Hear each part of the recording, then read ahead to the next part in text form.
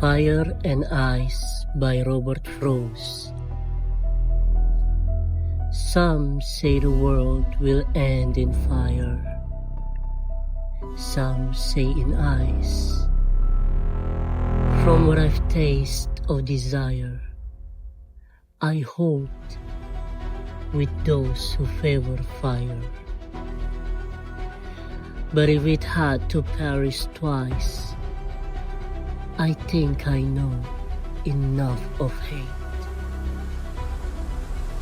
to know what for destruction lies is also great and would suffice. Hai guys, welcome back. Hari ini kita bakal bahas salah satu puisi pendek tapi deep banget dari Robert Frost. Judulnya itu Fire and Ice.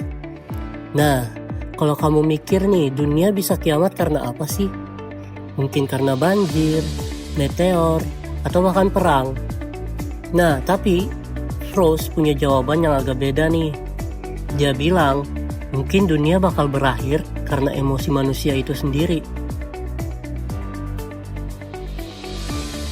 Oke, jadi puisi ini pertama kali diterbitkan tahun 1920 di Harper's Magazine.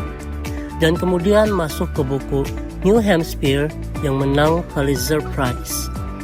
Temanya adalah The End of the World Caused by Human Emotions. Jadi Frost ngebandingin dua elemen.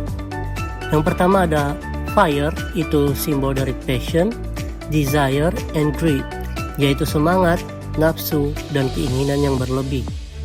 Yang kedua ada ice, itu simbol dari hatred and indifference, yaitu kebencian dan sikap dingin yang tanpa peduli. Intinya, dia nanya, dunia bakal hancur karena fire atau ice? Dan jawabannya adalah both. Dua-duanya bisa sama-sama menghancurkan.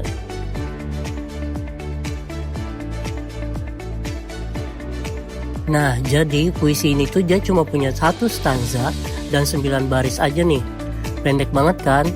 Terus rhyme scheme-nya ABAAB, CBCB. Dan karena bentuknya compact, itu kayak ngasih kesan finality gitu. Jadi dunia ini tuh bisa berakhir kapan aja, cepet dan simple. Jadi Frost pakai struktur yang seimbang biar pesannya kuat. Dunia ini bisa habis entah karena api atau es. Tapi intinya sama, tetap hancur. Nah, kalau kita dengerin dengan lebih detail nih, Frost tuh main banget di sound devices. Ada alliteration, contohnya kayak From what I've tasted of desire, atau I hold with those who favor fire. Ada juga assonance dan consonance, kayak pengulangan bunyi biar puisinya tuh terdengar smooth dan musikal. Dan meternya juga ganti-ganti nih antara 8 dan 4 suku kata. Jadi ritmenya tuh tetap enak walaupun isinya ya seperti yang kita tahu tentang the end of the world.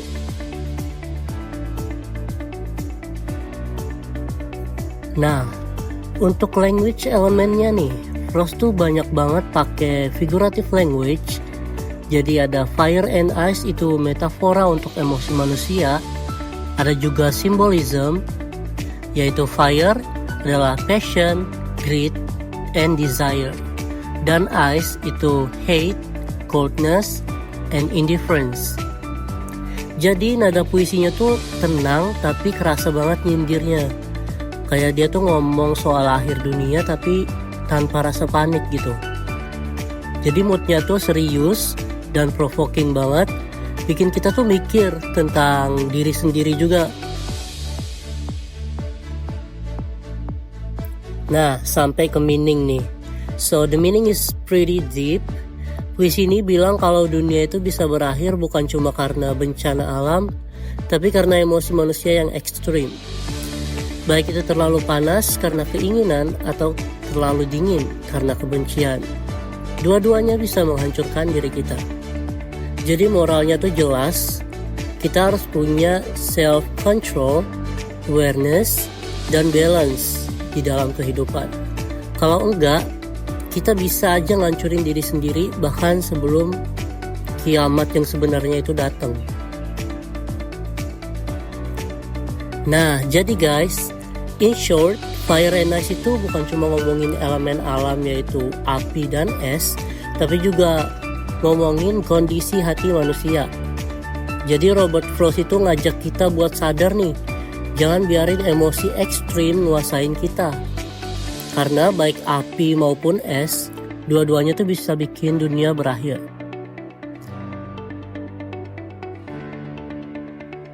Oke guys, itu dia pembahasan puisi Fire and Ice by Robert Frost.